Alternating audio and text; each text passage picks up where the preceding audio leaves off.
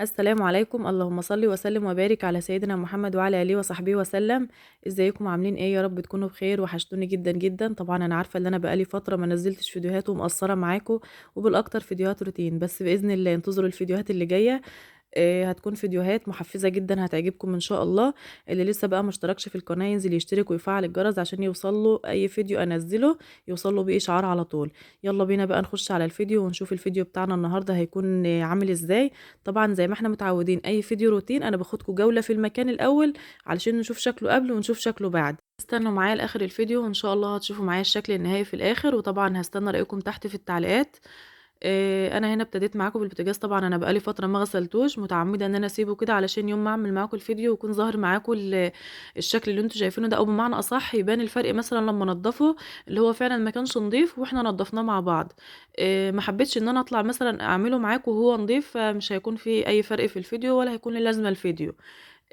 حطيت عندي الحوامل والعيون زي ما أنتِ شُفتها كده في طبق، حطيت كمية من الخل وكمية من ملح الليمون، بس كده. هاسيبهم بس معايا ساعة أو 2 لغاية بس ما أخلّص حبّة المواعين اللي معايا دول، وبعد كده هادعكهم على طول.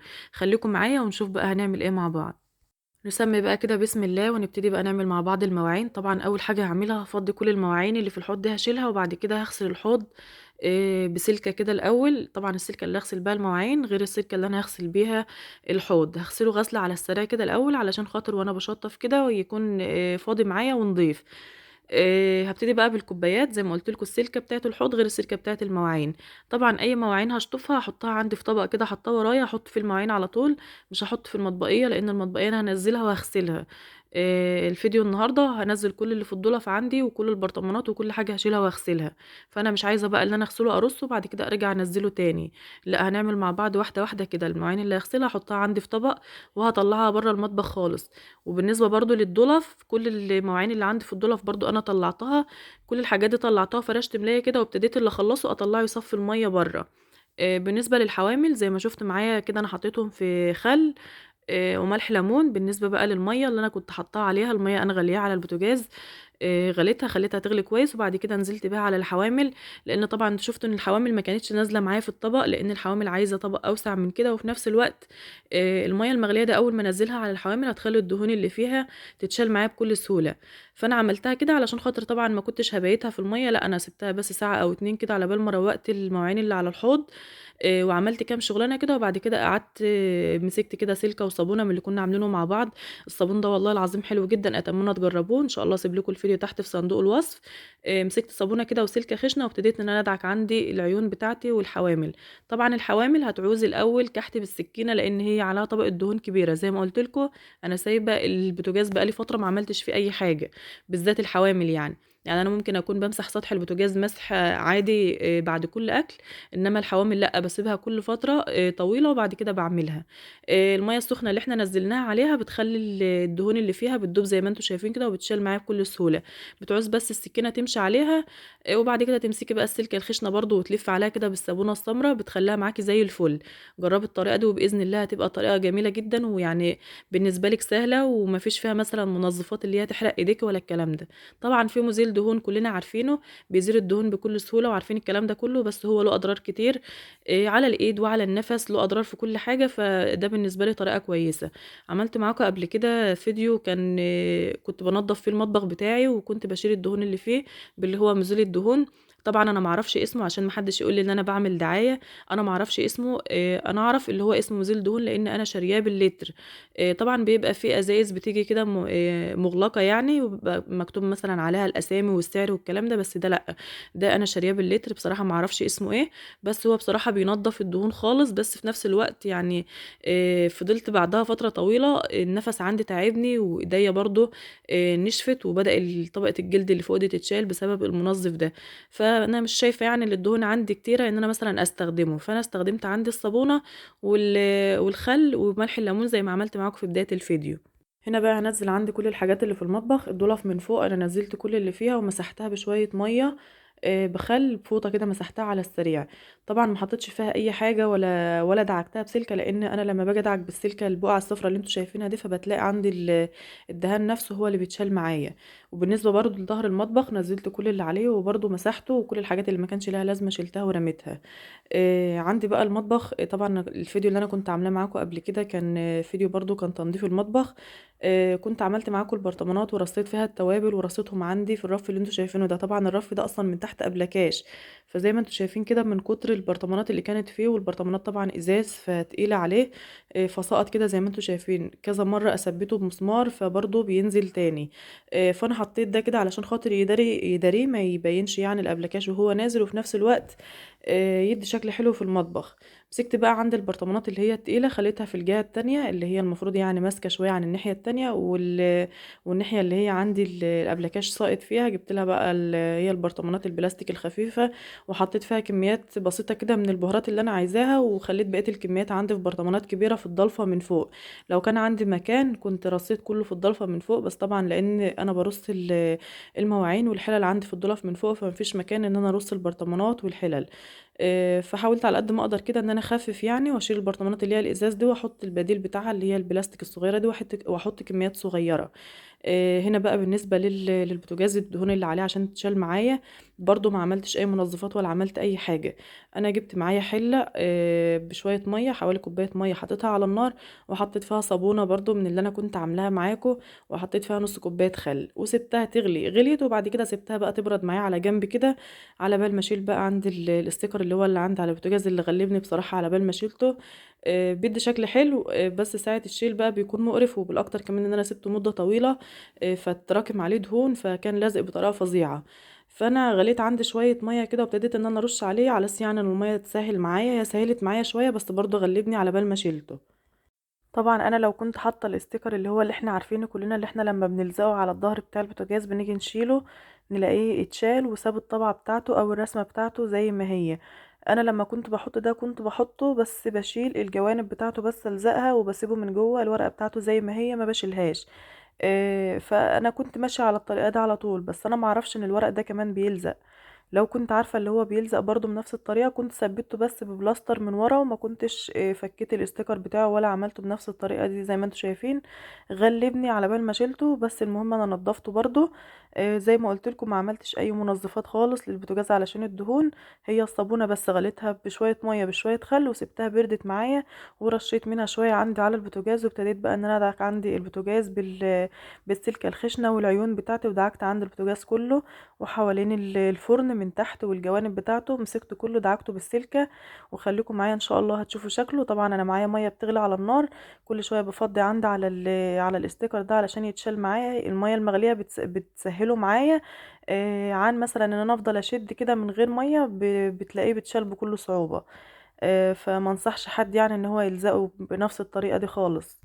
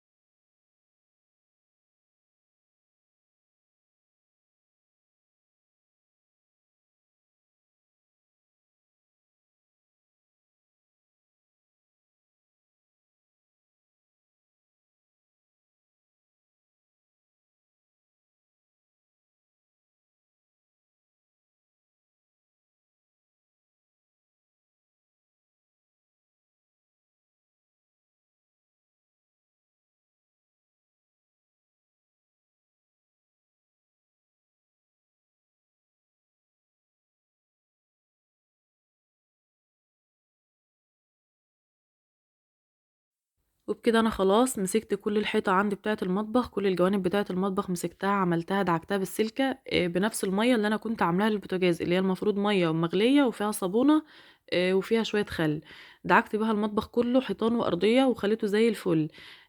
بالنسبة بقى للحوض طبعًا هافضّيه الأول كده علشان برضه أدعكه دعكة حلوة كده وأنضّفه. عندي الأزايز ده هابتدي إن أنا أرُص كده الحاجات بتاعة، طبعًا إحنا بنشتريها باللتر، فأنا هاعملها عندي في الأزايز دي وأحطها عندي في طبق بلاستيك كده تحت الحوض. برضه مسكت تحت الحوض غسلته وفرشت فيه كرتونة نضيفة بعد ما نشفته بفوطة الأول. هارُص عندي كل المنظفات دي أخلّيها تحت الحوض تحت إيدي على طول، اللي المفروض أنا باستخدمها في المطبخ. والإزازة بتاعة الصابون دي برضه مليتها كده وغسلتها وهاسيبها عندي بقى على جنب.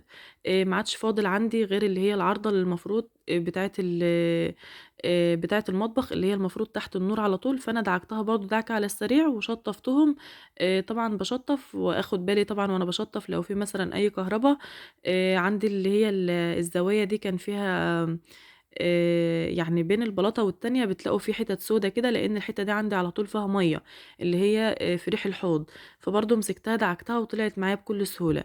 هاشطّف أنا بقى كل المَيّة دي وأنزّل كل الصابون ده أول بأول كده علشان ما يصيّرش معايا على الحيطة، وأخلّص بقى إن شاء الله وأرجع لكم ونشوف الشكل النهائي مع بعض، ونشوف هنعمل إيه لسه مع بعض، خليكم معايا.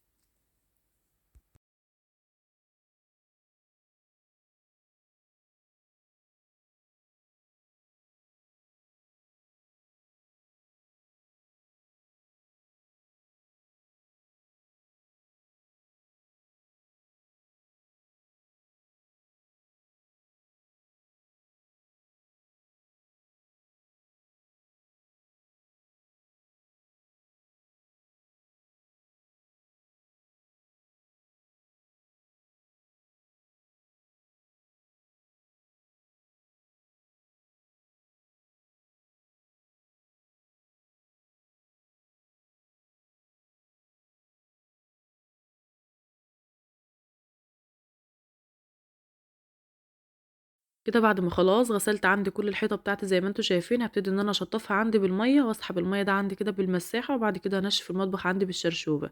هادخل بقى عندي هنا كده على البوتاجاز، أنا جِبت له هنا اللي هو الرول ده طبعًا كلنا عارفينه. ده الرول ده الخامة بتاعته اللي هي التخينة طبعًا بيحمي عندي البوتاجاز، بس أنا أصلًا ما باحبوش الصراحة، أنا باحب إن أنا أسيب البوتاجاز كده من غير أي غطا. بتكون إيدي فيه على طول وبانضّفه أول بأول. بس بما إننا بقى بننضّف مع بعض تنضيفات رمضان، فأنا هاخلّص المطبخ وأكيد هادخل على مكان تاني. فغصب عني ممكن مثلًا أسيب البوتاجاز يوم أو 2 ما امسحوش أو أغسله غسلة كويسة، يبقى ده حاميه وفي نفس الوقت حتى لو شِلته وغسلته بحاله كده على الحوض، هيكون بعيد عن البوتاجاز وبعيد مثلًا إن أنا أعُك الدنيا تاني والكلام ده.